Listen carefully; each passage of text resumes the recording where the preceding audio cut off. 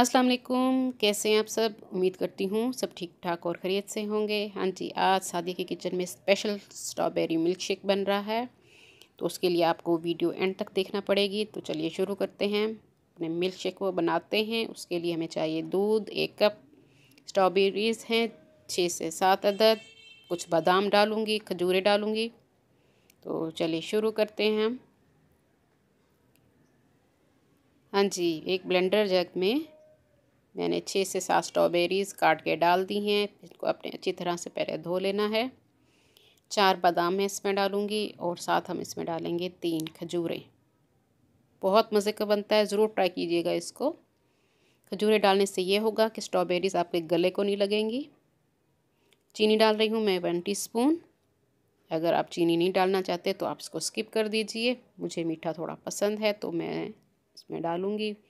और साथ ही 1 कप मैंने दूध का डाल दिया है। ये रमज़ान में आप बच्चों को भी बना कर दीजिए, ख़ुद भी पीजिए, चाहे सहरी में पिए या इफ्तारी में। बहुत ही रिफ़्रेशिंग मज़ेदार बनता है। अच्छी तरह से आपने इसको ब्लेंड करना है ताकि खजूरें और बादाम अच्छी तरह से ब्लेंड हो जाएं। लो जी, हमारा मज़े का मिल्क शेक तैयार हो चुका है। Special refreshing strawberry milk shake.